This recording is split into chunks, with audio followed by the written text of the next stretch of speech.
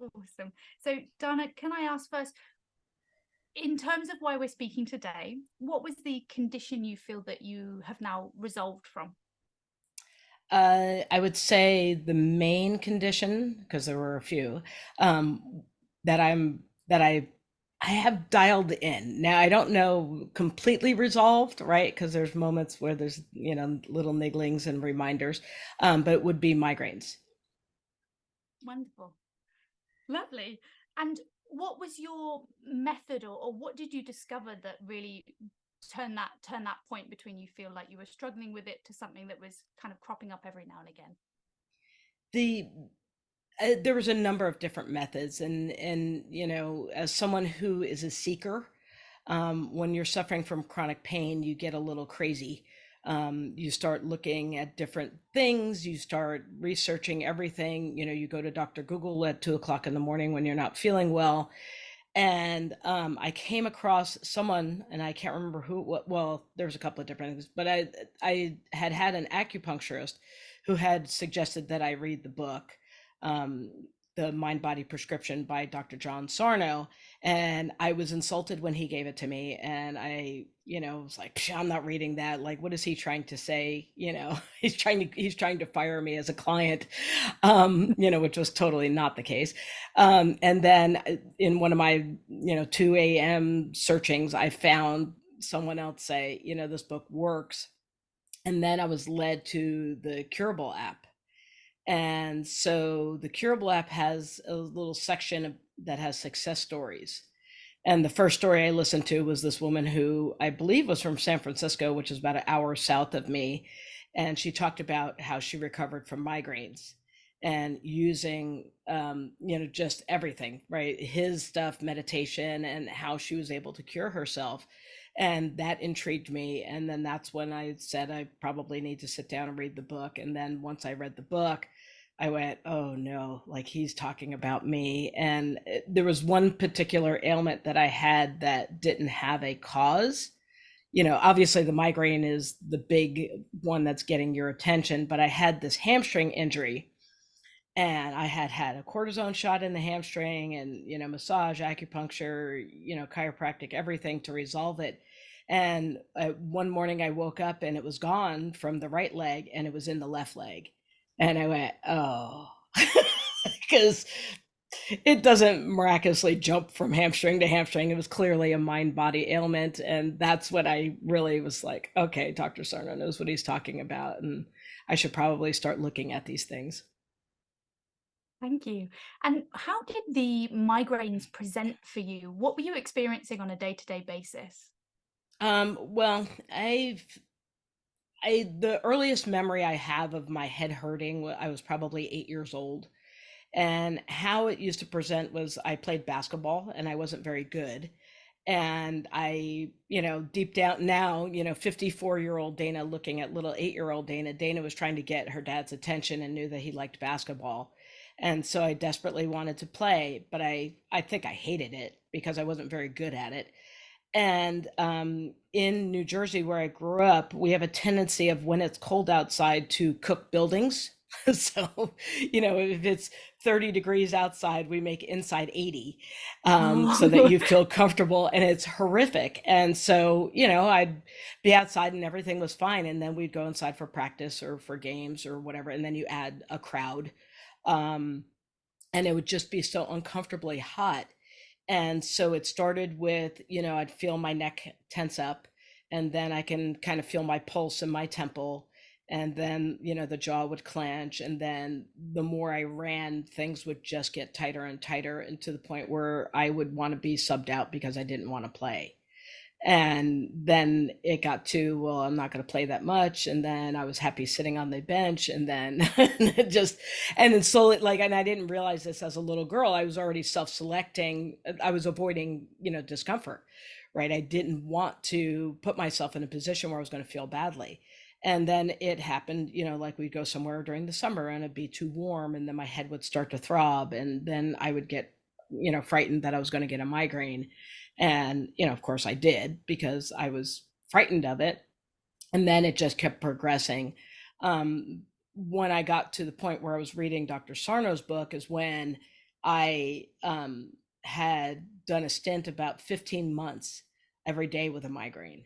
And they were varying types of migraines. They were rebound headaches mixed in with regular migraines, mixed in with medication, just all kinds of different things. And I was just in this horrific cycle of, fear, pain, fear, just kind of constant. And I was doing unhealthy things. I was juggling 3 different migraine medications at the same time, which is not recommended. And I imagine I did some damage to my liver in the process. And there was, it just, and I wasn't living.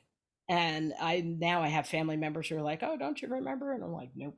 And I don't remember things because I was so desperately like living my day trying to get to my bed.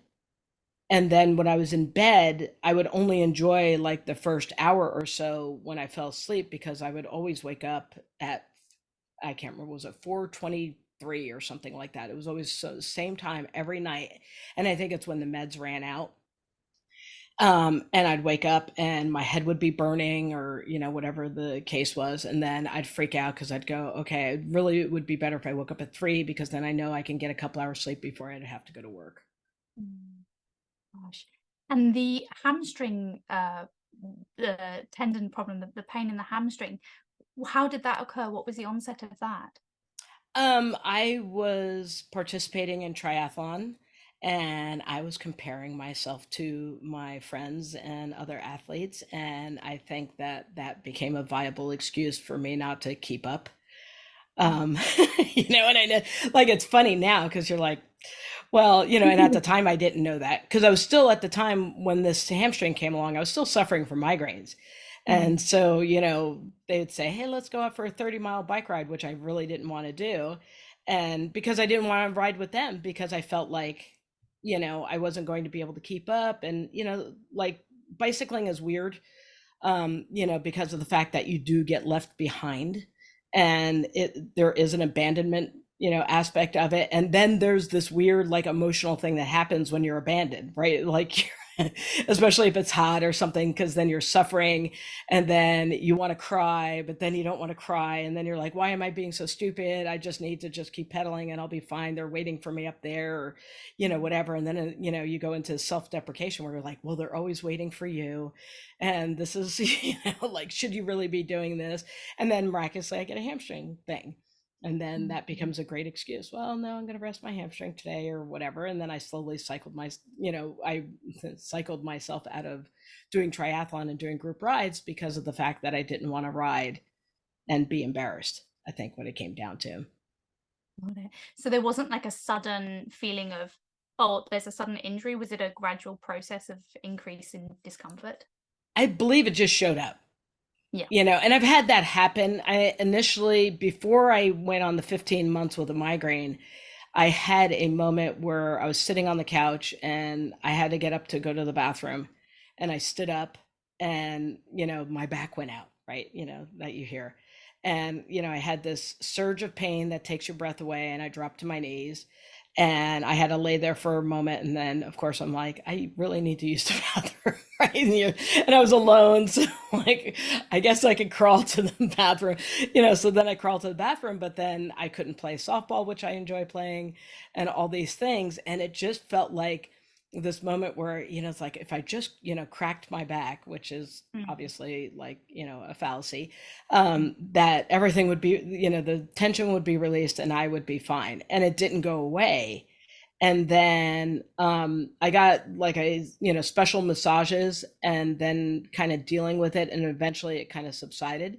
But again, it was about being alone, because I had just gone through a separation and I was dealing with splitting custody of children. And as much as you want to be alone because you want to be free of the relationship, the other part of, like, this extreme loneliness and not being able to see your children for the first time, because you kind of take it for granted that you see them every day, and then having that moment where you don't see them, it becomes very emotionally upsetting.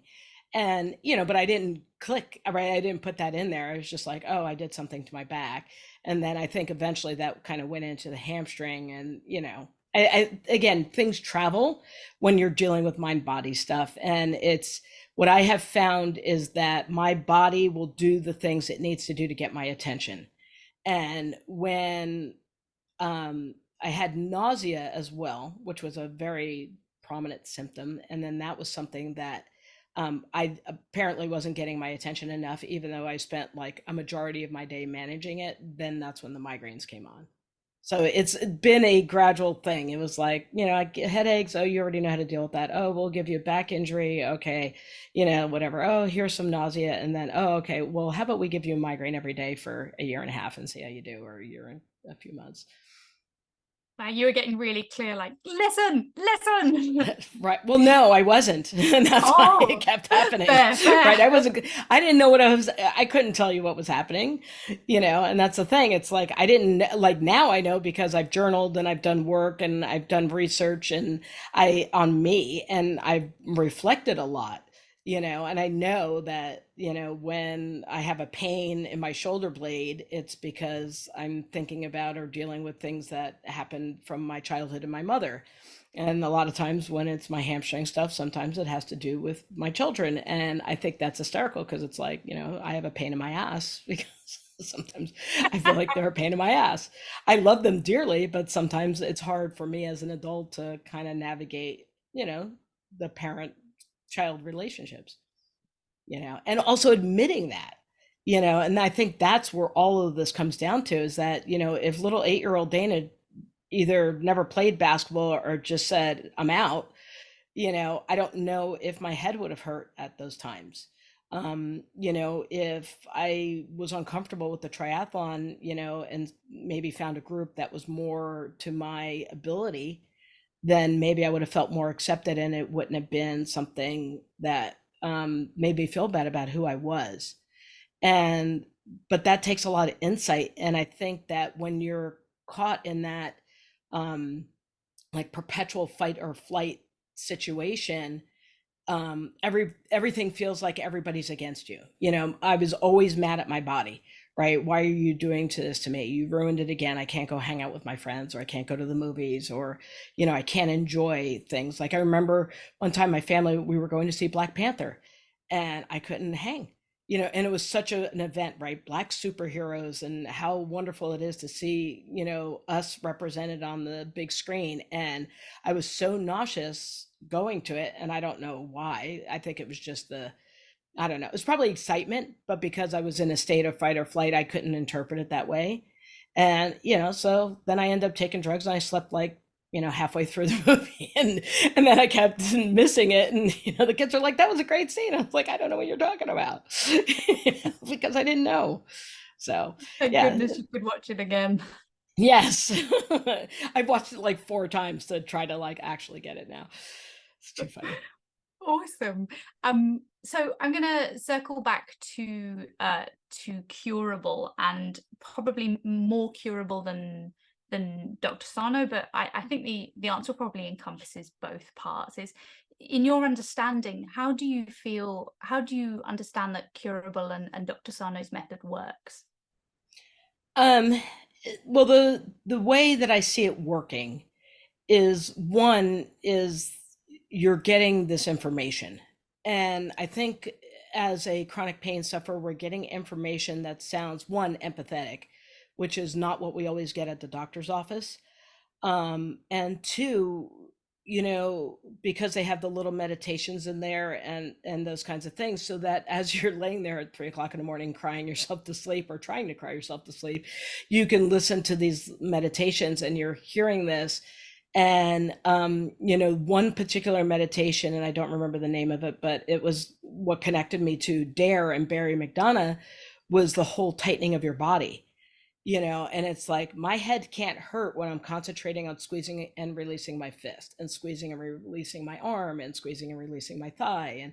And because as you cycle through that type of meditation, you can't focus on the sensations that kind of brought you there in the first place. And I would say probably 9 times out of 10, when I did that on that app, and it actually became like an addiction. Like I'd wake up, feel like crap, and then I'm like, all right, going to Curable.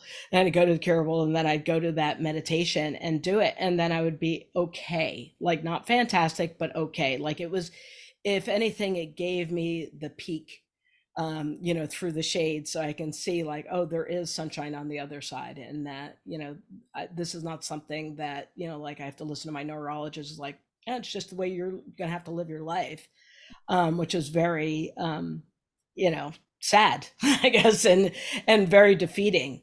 When you have that, when you have somebody who, my belief is that I put a lot of faith in you as a medical professional, and you're kind of telling me like, oh well, sorry. And I think a lot of us run into that, is that people don't understand, and I don't know, I mean, I'm going to get a little controversial. I don't know if doctors continue to learn.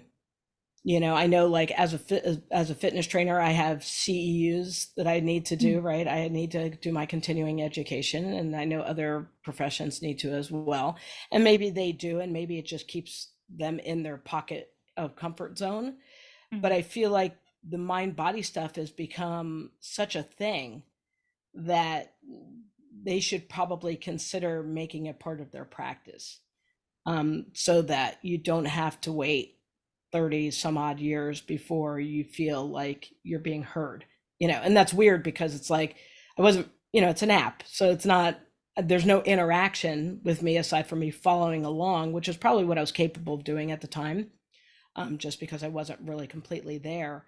But um, just having a soothing, caring, compassionate voice was helpful. And plus, Barry is Scottish, so Scottish or Irish, I can't remember, but I love the accent, and it felt very like, this is wonderful. Like, so listening to him go through, it was nice. So if I can explain what I understand about the answer, is that on the one hand, we've got the education side of things, is that we're having someone tell us something that we've not been told in particularly a medical perspective. On the other side, we've got the meditation side, which helps you to find that gap within the symptoms, of kind of the breathing space. And on the other side, we've got that fact that we're following along with a caring person that makes us feel safe, but we're not directly with somebody, and we haven't had to kind of invest too much into the experience. Is that am I understood your answer correctly? No, that is absolutely correct. And and the last piece is very important because of the fact that the investment is always an issue for us, right? Because if you talk to any chronic pain sufferer, they have spent thousands and thousands and thousands of dollars on things, or made an appointment, and there's nothing worse than making an appointment and then not being able to go to the appointment because you're not feeling well, or whatever, and then being concerned like, oh, I spent that money and now I've wasted that money, or whatever. So it is, even though it's a small investment, right? Because they do have a free section, and I ended up getting the lifetime because I figured I'm going to stick with this, and it's enjoyable to go back and check and do different things on there. The lifetime investment is a lot cheaper and a lot safer than connecting with a live practitioner, I would say. Thank you.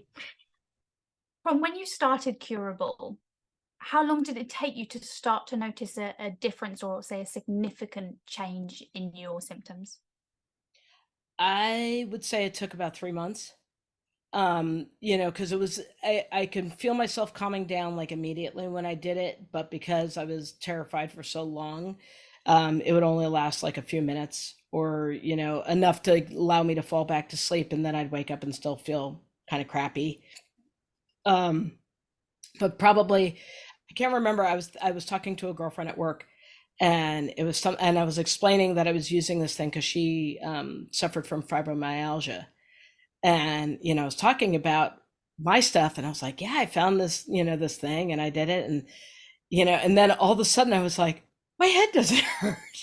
I'm like, holy crap, like I don't have to do this, like, okay, this is cool. And then of course the next day it kind of came back, and whatever.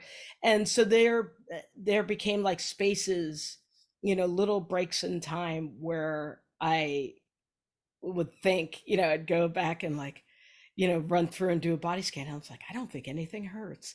It's like, okay, what can I do? Like, oh, I can go enjoy a moment with a friend, or, do something really quick, because I wasn't 100% sure that was going to work. Because I did, there's always skepticism, right? Like, oh, I've done so many things before.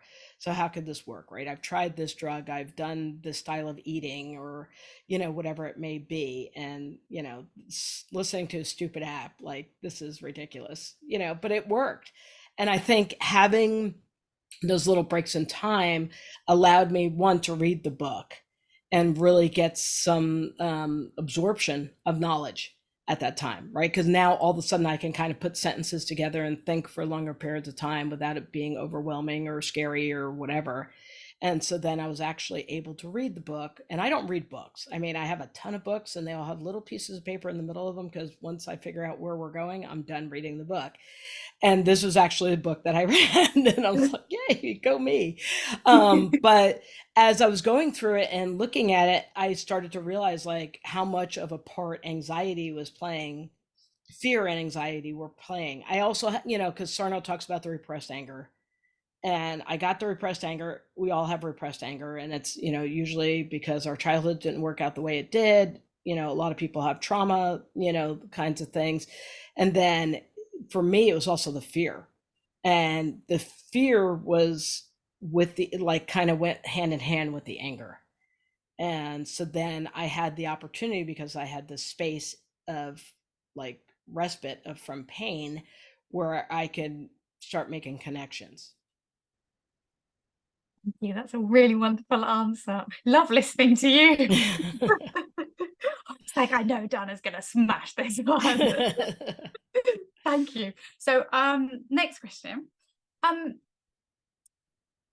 I know you've already read this, so it's all like, oh, what's questions next? The question is, do you feel that there was anything in your life that you had to change in order to make Cureable work? Everything. Because, right, your brain is a playground that probably you shouldn't be allowed to play in by yourself, right? And so all of my thinking and behaviors had to change for this to actually stick. And, one is that, I'm a people pleaser. I grew up in, a family of alcoholics, and they were functional alcoholics. So, when the therapist first approached me, I don't know how many years ago, 30 years ago, and said, oh, you should read this book, I was like, well, my parents aren't getting drunk and I'm not having to pick them up at the police station or anything like that. They were functional people, but my behaviors were created around their behavior. So because they would get angry so quickly, I needed to be a people pleaser. And so as I got older, that became my, MO, was that I would be a people pleaser. And I'd find that I was doing it in every aspect of my life. I was trying to please my children. I was trying to please my partner. I was trying to please, my job and all these things. And it just, it consumed my life. And so I had to learn how to not do things and not have, like, because one of the things that people pleasers need is information, right? Because the more information I know about you, then the more I can please you. And so I'd find so I started at work where, people were talking, and they, be talking about a student or a colleague or something that was going on. And then I would stand there for a moment and I'd think, does this concern me? And that was the number one question. Does this concern me? And then I'd go, nope. And then I turn around and walk away. And part of me is like, oh, I want to stay because I want to get the dirt or whatever it may be, right? But the other part is like, no, this doesn't concern you, so you need to leave it alone. And that was really, really hard, because that was such a part of my personality that I had to change it. And my family had a hard time with that, because, as a person in a household who tries to anticipate people's needs, I had to start asking if they needed me to help, as opposed to predicting. And that became a thing, because before I just come and take it over and then do it and then be done with it because it's over, kind of thing. And now I was like, I realized that I needed to change my attitude and empower the people that I live with. And so instead of like, you may go, oh, wow, the garbage is full. And I go, mm. So, before I'd go, oh, she wants me to take out the garbage. And then I'd run and go take out the garbage. And now I'm like, oh, yes, the garbage is full. I walk away because if I don't feel like taking out the garbage, I'm not taking out the garbage. Or if it comes up more than once, then I'd say, would you like me to take out the garbage?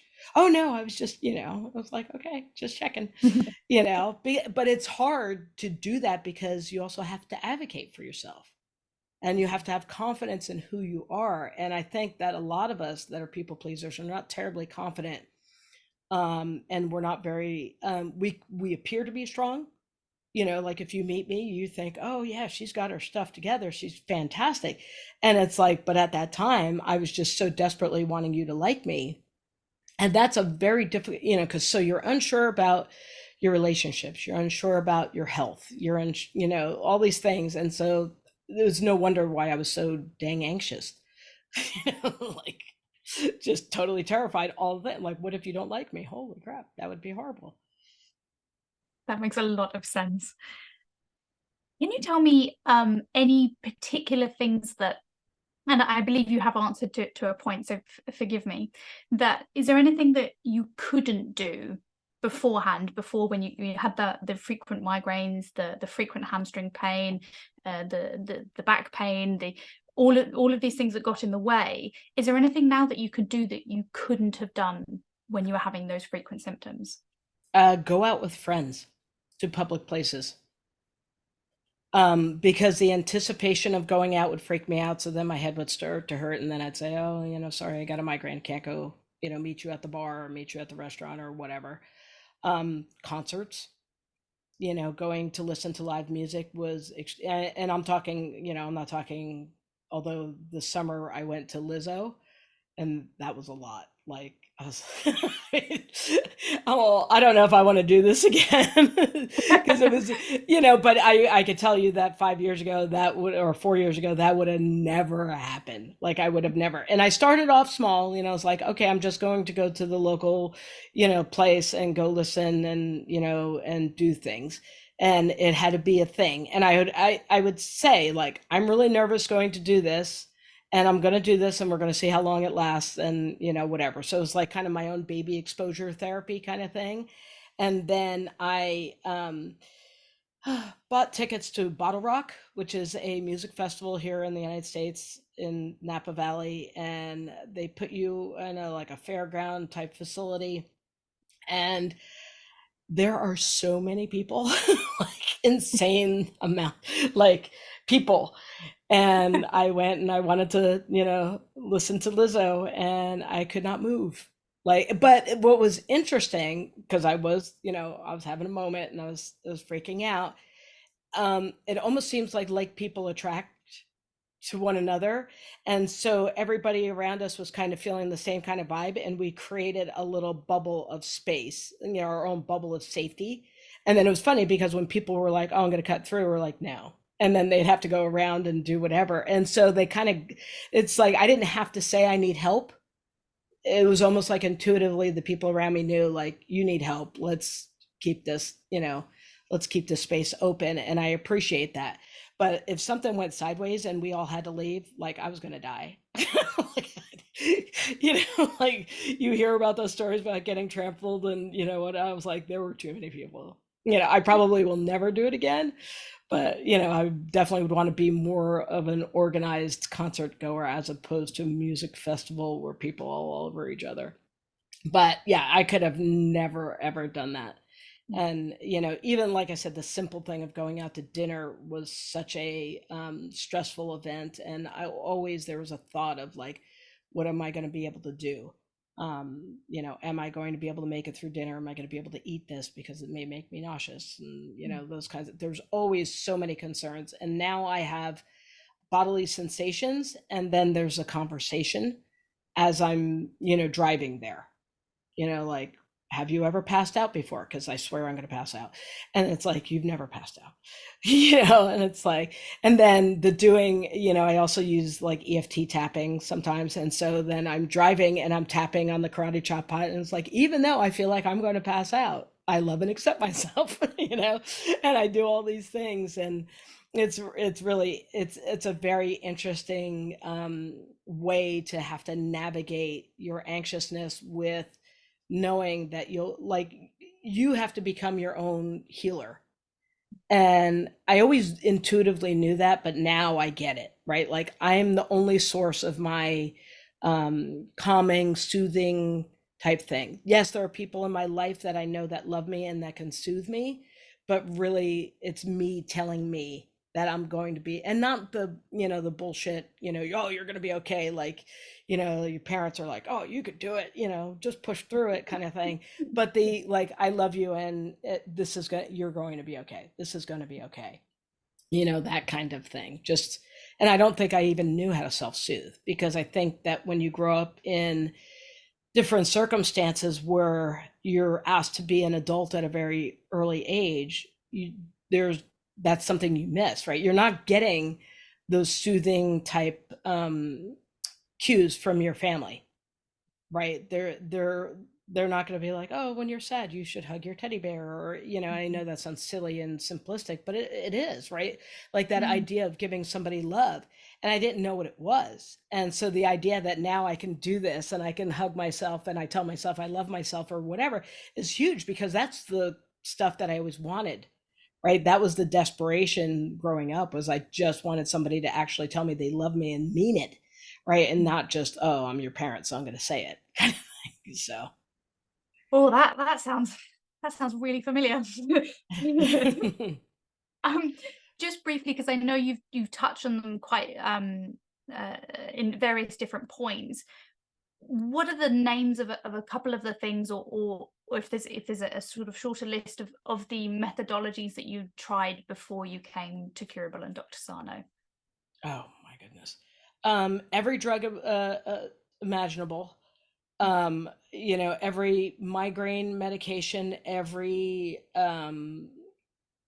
I can't even, anti-seizure medication is a common US thing that they give for migraines, because so essentially in the United States the belief is that the reason why you get a migraine is because there's tightness in your body, and that by taking medication, specifically anti-seizure, or almost like the junk antidepressants, the ones that didn't work for depression, but actually, you know, they're like, oh, well, we find that it works for people with migraines, kind of thing, they throw at you.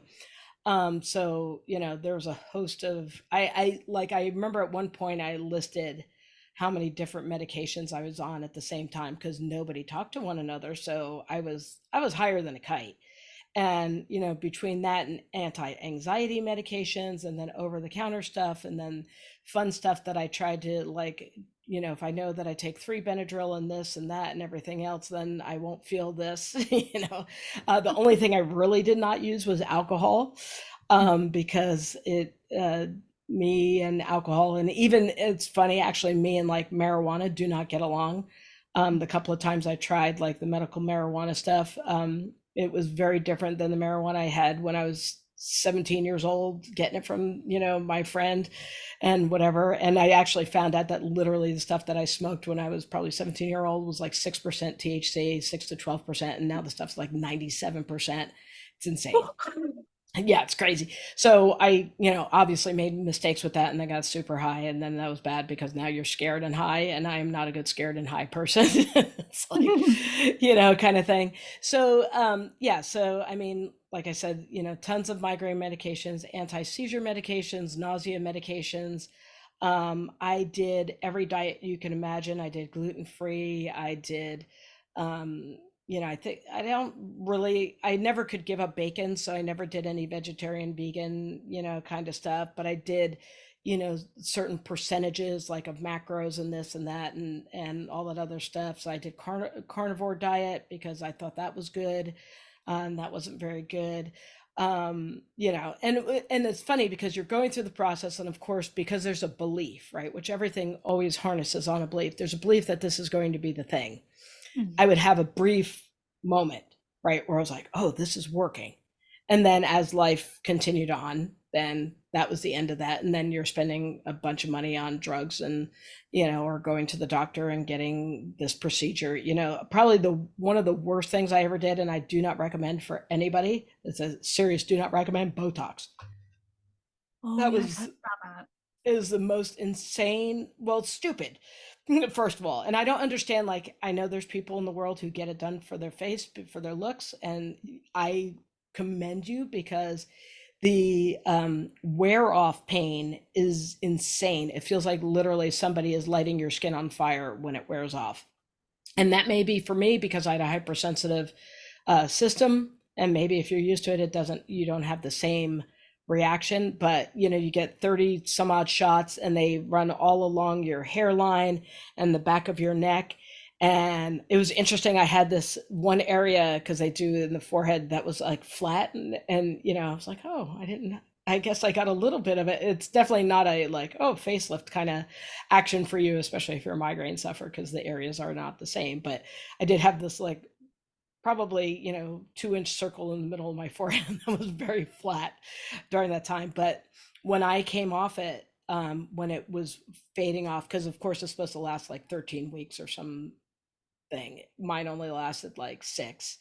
And the excruciating pain of coming off it was like just a horrible way to have to navigate pain. Just because touching my skin was painful from where it was injected. It was ridiculous. So that was something I was like, nope, thanks, I won't do that again. And they're like, you're supposed to come back. I'm like, no, I'm not. But and then of course acupuncture, ART, which is active release therapy for muscles, massage, rolfing. If they told me to stand on my head and snort chiclets, I probably would have done that. I mean, I was so desperate that I was like trying everything, and it was ridiculous. And God bless my family, because they had to live through all this stuff. They're like, are we eating meat? Oh, we're not eating meat. Oh, we're doing red meat. Okay, we're not doing and they just had it. I mean, I fed them properly, and I just was me. But like when you go out somewhere, it's like, oh, what can Dana eat? Oh, we're not doing gluten now. Oh, we're not doing dairy. We're not doing this. Just all this crazy stuff. So it made life very complicated on top of whatever. And I imagine it was complicated being around me as well, because as I'm suffering through all these different um drug come offs and being high and all this other stuff, like I apologized to my children. I was not a very good parent for about 4 years there. Mm. And they understand, but they're just it's funny because especially the two youngest ones, they'll talk and they're like, oh, remember when we did this? And they're like, and you said this? And nope, don't recall. So they have at least the memories of those kinds of things. But it was very messy. But again, when you're somebody who's so desperate, and this has gone on, I mean, I started my quest probably at about 16 of really trying to figure out, like, solve what was wrong with me. And at one point when I was doing the math, I was thinking I was probably spending about $1,500 a month extra on things. And I have very good medical coverage that was outside of my medical coverage to pay for all the different things that I was doing to try to manage my chronic pain. Wow. And correct me if I'm wrong, I know the curable yearly cost is somewhere in pounds. I feel it's like something about £660. What Yes. what is the lifetime cost approximately? I don't remember. I think there was a deal or something that I got, and it was probably $200 US. Oh, So wonderful. yeah, so it was very manageable. And it was fun because like I said, I fell in love with Barry McDonough when I was listening to the Cureable app. And so I ended up buying his app as well, which is the Dare app, which is a very good in the moment kind of thing. Like, if you're having a panic attack right now, you kind of hit the thing, I'm having a panic attack right now, and then it puts you some breathing exercises and things that are help calm your nervous system down, so that you can get to a place where then you can start looking at, like, oh, what do I need to do differently, or what do I need right now? You literally just answered my next question. I was saying, when your symptoms do make those noises like they're about to return, do you jump straight onto Dare, or you go to Curable? What's your method when you feel like it's coming back? It depends on the stuff. So lately, what I've noticed is that when I do have the twinge in my neck or my head will hurt a little bit, like my body still hasn't learned how to interpret muscle soreness from working out to muscle soreness from pain. And so, I have to remind myself, you did a workout yesterday. That is why things are tight. You're okay. But sometimes I'll feel that, and that's the other thing too, is that when you're going through chronic pain, a lot of times you don't listen to your intuition. Your intuition is gone. It's shut down. It's like locked away and everything else. And now I'm listening to my intuition. And if I get that little butterfly feeling in my stomach, then I know that it's anxiety. And so then I will go to the Dare app and I'll get whatever meditation it is to start to, breathe through it, because again, they have, square breathing, they have all different types of stuff, and that usually will calm me down.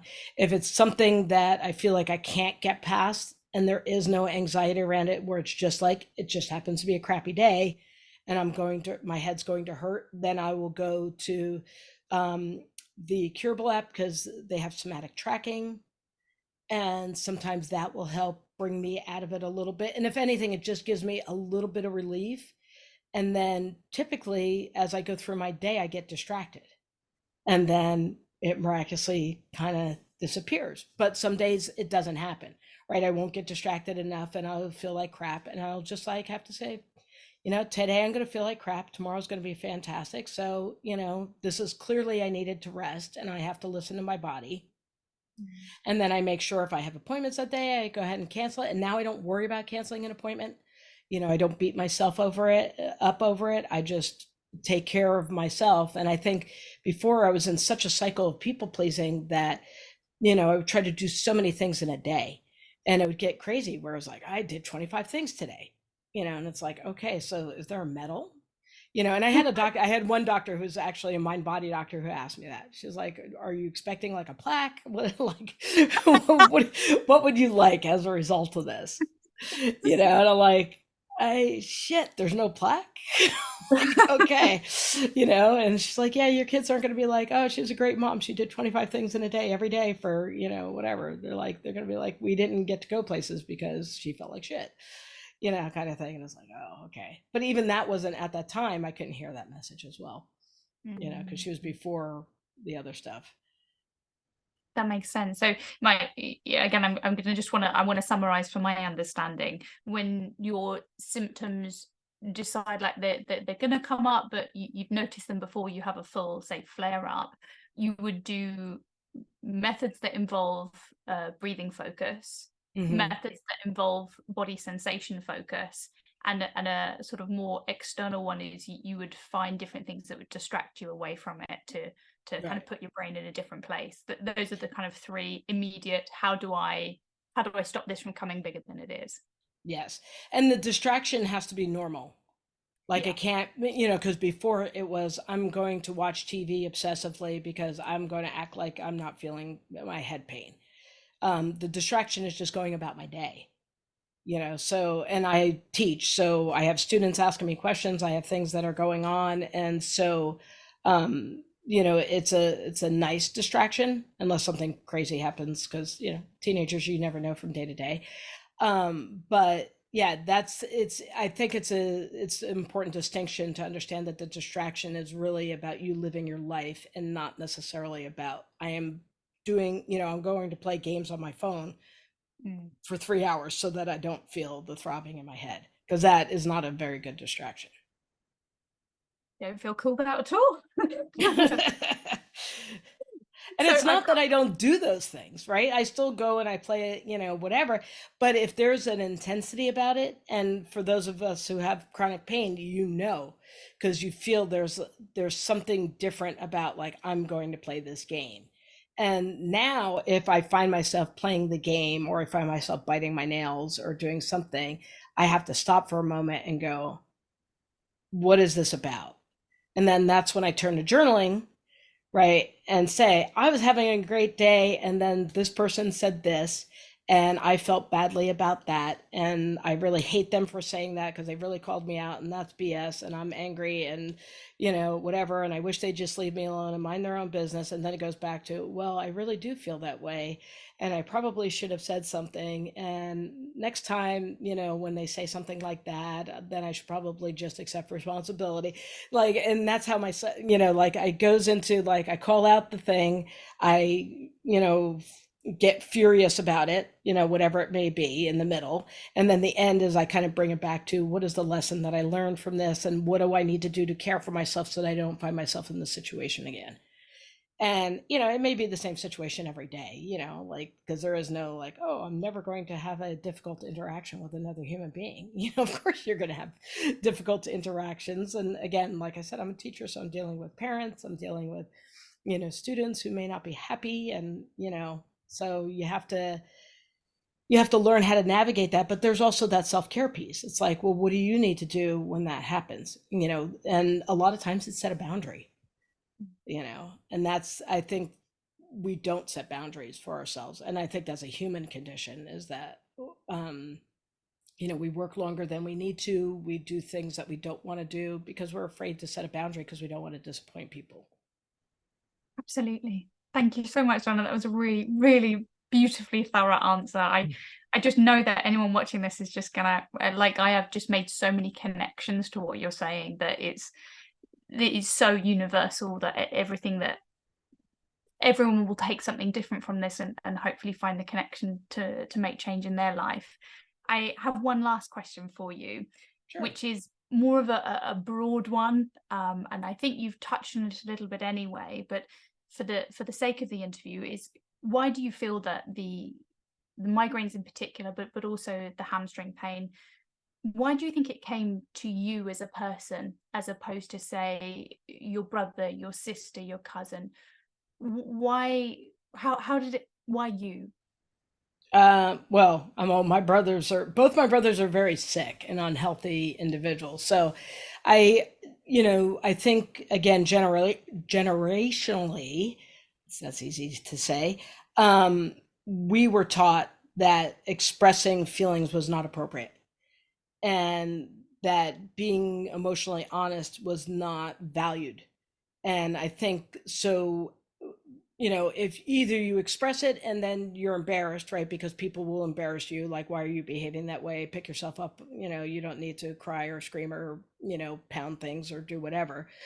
So that's one choice. And then the opposite, obviously, is stuffing, right? Is having that proper, right?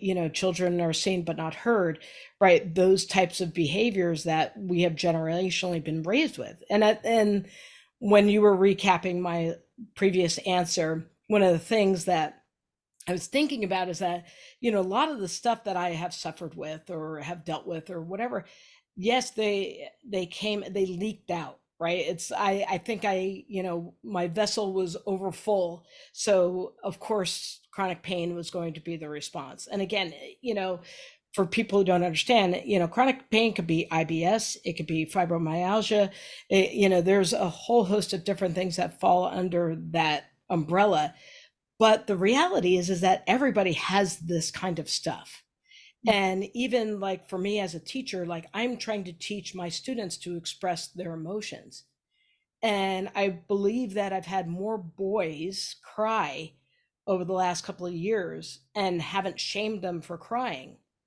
And I'm hoping that somewhere that translates into them being a better parent down the line, or healthier with their partners and their relationships, where they're able to say, like, this makes me sad, or I'm frustrated, or, whatever, instead of being shamed. But I believe that on the whole, the reason why, most people suffer, regardless, just suffer in general, because of the fact that we're just not emotionally honest. For me, it just, it was like I hit the trifecta of, parents being, not present and, dependent on substances, me trying to please, and then also being lonely, really not having that connection. I didn't have the internet or, whatever. TV was my, third parent growing up. So, and then of course I had all those false images that I was receiving, you know, the Brady Bunch and all these wonderful families, and it wasn't jiving with what I was seeing. You know, I'm like, wait, you know, when you're upset, your parents come in, they put their arm around you and they tell you how much they love you and they expect, you know, they reason things out with you. And as for me, I'm going into my room and I'm crying and nobody's coming to get me. You know, nobody cares. They just want me to go away because they don't need me being emotional in front of them. And so I think it was only a matter of time that I was going to just pop, you know. And I think that when I was little, there was these little leaks, right? The headaches and, you know, the stomach stuff and, you know, all the little things that popped up.